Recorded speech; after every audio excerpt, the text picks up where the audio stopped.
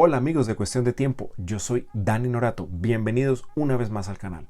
Para hoy les traigo la reseña de un Seiko Diver SPB 333.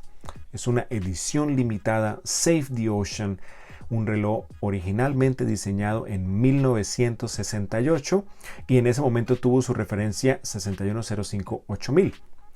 La reedición que tenemos hoy trae un dial, una esfera que emula a los glaciares árticos. Viene con dos pulsos, un brazalete y una nato hecha 100% de plástico reciclado con una técnica artesanal japonesa llamada Seishu. Este reloj tiene 200 metros de resistencia al agua, es una edición limitada de 5,000 piezas y su precio retail es de $1,250. Aparte de la reseña donde descubriremos qué tan bueno es, también vamos a hablar de por qué hicieron este reloj, básicamente la filosofía y significado en la historia de la casa japonesa. Y por último analizaremos el por qué, si tú eres un amante de Seiko, este reloj debe estar en tu colección. Bienvenidos.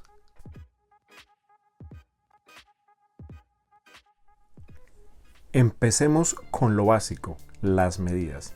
Este reloj tiene de caja 41 milímetros, de asas o de largo de punta a punta tiene 47 milímetros, de grosor tiene 12.2 milímetros y de ancho de asas para brazalete 20 milímetros. Los materiales son algo que ya Seiko nos tiene acostumbrados hace rato, acero inoxidable por todos lados. El cristal es de zafiro y el bisel tiene una inserción de aluminio color topo, un poco gris, con unos surcos que dan una calidad de detalle que es mucho mejor verla en vivo que en fotos. En realidad que en fotos o en video no se le hace justicia a ese detalle. La caja tiene huecos para facilitar el cambio de correas, algo que a mí me fascina hacerle a mis relojes. La corona a las 4 de un tamaño de 6.5 milímetros, fácil de agarrar y de manipular. Su acabado es completamente cepillado. Eso le da un look de reloj herramienta, que en realidad ese era el significado de los relojes en esa época, eran relojes herramienta. El brazalete es de 5 eslabones, también completamente cepillado. Empieza en 20 milímetros y viene al broche en 18. Aún no le he quitado los stickers porque no me gusta, no lo voy a usar, entonces lo voy a guardar. Tiene doble pulsador, es de acero labrado y tiene además para cerrar con broche de seguridad contramarcado Seiko. Tan solo tiene 2 puntos para micro ajustes y la parte de adentro del broche es bastante larga, me parece que un poco incómoda al usarlo. Viene con una correa nato Seishu de color azul gris, la cual va muy bien con la pieza, pero me parece que la han hecho un poco muy gruesa y entonces se perdería todo lo que se hizo en el diseño para poder hacer un reloj de tan solo 12.2 milímetros de grosor. Por lo tanto, tampoco creo que usaré la correa nato con la que el reloj viene. Hablemos ahora del punto que hace este reloj aparte de muchos otros relojes Seiko, y es la esfera. Tiene unos detalles de gran Seiko. Esta esfera, tablero, carátula, como la llamen en donde quiera que estén, tiene unos relieves que asemejan a los glaciares árticos. Trae diferentes tonalidades de color plata que se reflejan y juegan con la luz. Es algo muy lindo de ver. La fecha está bien escondida a las 4:30. La hacen casi que invisible, no daña la simetría de los índices horarios. Tiene muy poco texto como me gusta a mí. Los índices horarios son rectangulares y acá es tal vez una de las pocas desviaciones que hay de la reedición y el reloj original. Ese traía los índices horarios cuadrados.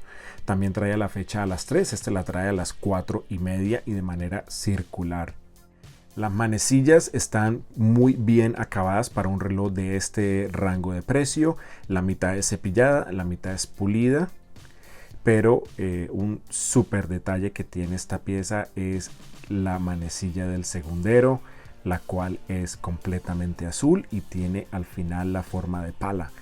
Esa tonalidad azul de verdad que le da mucha vida al reloj. Un detalle muy bien pensado y muy bien ejecutado por Seiko. Todos los índices horarios tienen luminosidad y también las manecillas. Hablemos ahora del movimiento de este reloj. No es nada nuevo, es el movimiento 6R35, un movimiento que Seiko ha estado usando mucho en esta línea Prospex de relojes. Es un movimiento que tiene 24 joyas, tiene 21.600 alternancias por hora y tiene hackeo de segundero. Los parámetros de error de este movimiento son de menos 15 a más 25 segundos por día. Yo sé que es demasiado por un reloj de más de $1000. Este reloj en particular anda en estos momentos por unos más 15 segundos al día en mis tests. Bueno amigos, vamos a tomar un breve espacio acá de la reseña para hablar acerca de la historia de este reloj, entender su filosofía, de dónde viene, porque todo es un conjunto en realidad. Este es para mí el primer reloj diver de Seiko para no profesionales. Ojo, para personas del común. Mucha gente piensa que el 62 más que se presentó en el 1965, 3 años antes que este, fue el primer reloj diver de Seiko. Y sí, puede que lo hayan hecho ellos. Pero en realidad ese reloj no tiene ADN de Seiko. Ese reloj es un reloj homenaje al Batiscap de Blancpain de 1956. Ahora, mucha gente me va a decir, Dani, pero en el 67 Seiko nos presentó el Marine Master profesional, diseñado por ellos, Corona las 4, etc. Y la verdad es que sí, tienen razón. Pero ese reloj fue hecho para profesionales. Era un reloj grande, pesado y diseñado para 300 metros de resistencia al agua. Entonces, para mí, en realidad, el primer diver de Seiko para la gente normal, por decirlo así, es el 6105-8000. Este reloj es el predecesor del Capitán Willard y es un reloj que de ahí se derivó toda una línea de relojes divers muy famosos. Después del Capitán Willard vino el Tortuga y más adelante vino el SKX. En todo ese viaje también nacieron el Samurai, el Sumo, el Shogun, en fin. Bueno, ya habiendo hecho una reseña histórica, volvamos al reloj para hablar de lo malo y hablar de lo bueno. De las cosas negativas de este reloj, el brazalete. Aunque no es un brazalete malo, no tiene congruencia con el diseño de la caja. Seiko sigue teniendo problemas diseñándole brazaletes a las reediciones y este brazalete será muy bueno aparte, pero en conjunto con la caja no es bueno. Ahora, el movimiento en realidad deja mucho que desear. Para pedir más de $1000 por un movimiento el cual no está bien regulado y tiene parámetros de error tan alto, me parece que Seiko está confundiéndose ahí en sus precios. Creo que hay micromarcas que hacen cosas muy buenas y mejores con un movimiento más pobres. Entonces no hay que subir los precios simplemente por subirlos, Seiko. También hay que subir el control de calidad. Hoy me acompaña mi Seamaster 300 blanquito, muy bonito.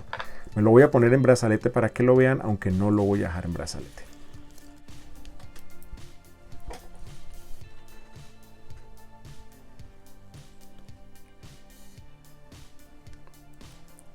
No se ve tan mal. En realidad es algo como más personal. A mí me parece que el brazalete no juega con el reloj, pero esto ya es algo que podría ser de estilo y gusto personal. Si a usted le parece que queda bien, pues está bien.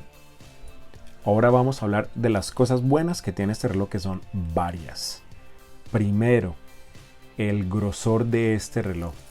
El grosor fue algo que yo le critiqué al SPB 143 y al SPB 185. Si no nos están mostrando el movimiento, ¿por qué esos relojes tenían que ser más de 13 milímetros de gruesos? Acá tan solo 12.2, me parece que ahí se avanzó muchísimo. Otro punto muy positivo de este reloj es la esfera, el dial, el tablero. Es de verdad que a nivel de Grand Seiko por una cuarta o una quinta parte del precio. Muy bien ahí. Vamos a hablar de las conclusiones, amigos, y les voy a mostrar al final en qué correa decidí dejarlo. Y vamos a hacer el cambio de correa para que vean cómo queda sobre la muñeca. En conclusión, amigos, este reloj es una reinterpretación de los relojes herramienta de antaño.